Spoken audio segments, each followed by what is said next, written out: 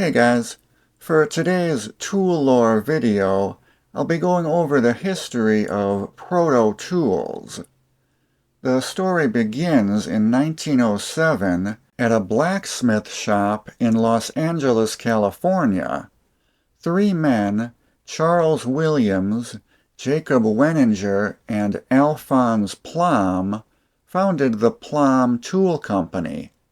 Alphonse Plomb, the company's namesake, would leave the company 10 years later in 1917, to be replaced with John L. Pendleton. Pendleton's son, Morris, would join the company's forge shop in 1918. He would leave to serve in World War I and return to become general manager in 1922. Morris eventually took over as company president in 1936. In 1926, Plomb would trademark their logo with a unique upside-down triangle shape in place of the O. This caught the eye of another company, Plomb Tools, which made hammers. To avoid a trademark lawsuit, Plomb agreed to not produce any hammers under the Plomb brand. In 1928, Plomb purchased the Paschal Tool Company, who made lathe tools, as well as hammers?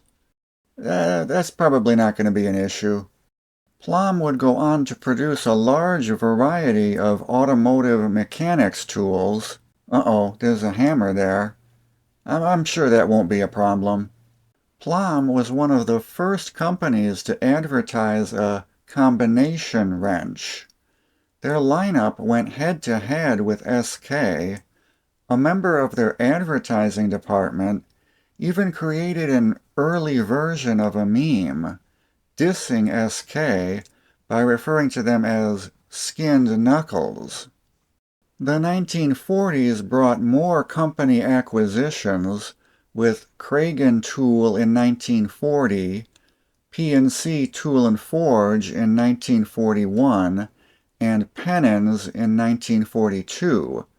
Plomb would spin off the Fleet and Challenger brands under Pennins.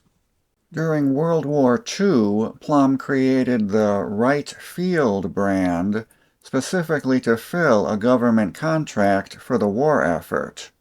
Wright Field was named after Wright Field Air Force Base, which was the receiving destination for the tools.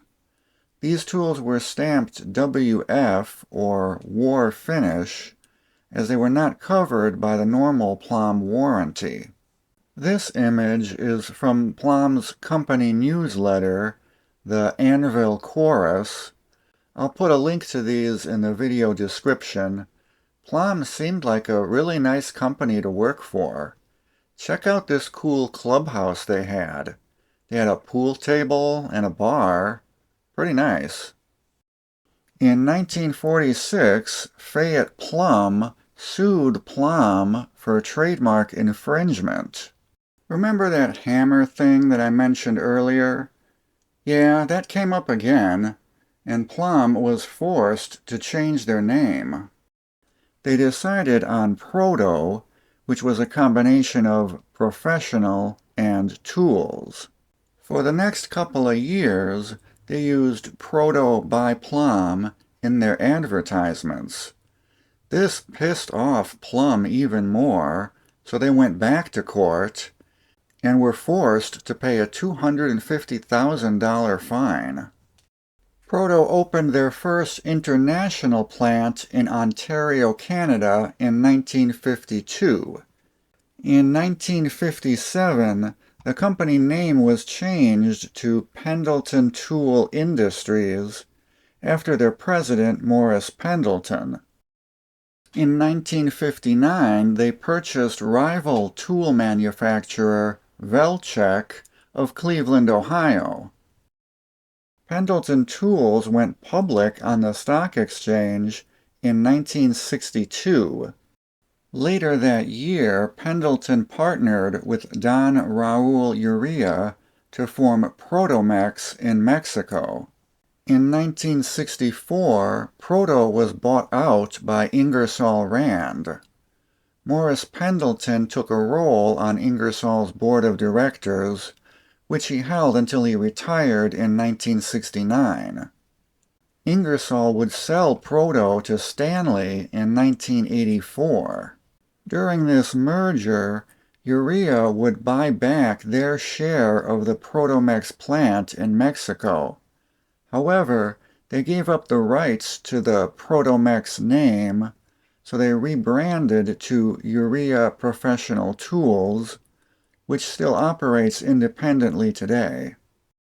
In 1990, Stanley bought up the remains of New Britain Machine, which had previously owned the Blackhawk tool brand.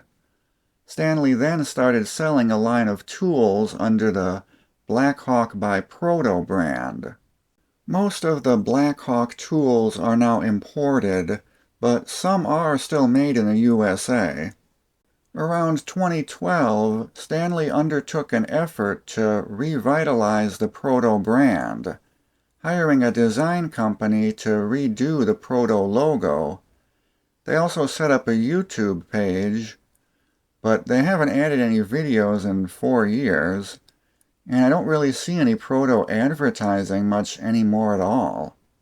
I really think they should have brought back their old logo, the one with the hot... Whoa, not that one. This one. This is one of the most beautiful company logos ever made. She's attractive, while still being elegant and tasteful.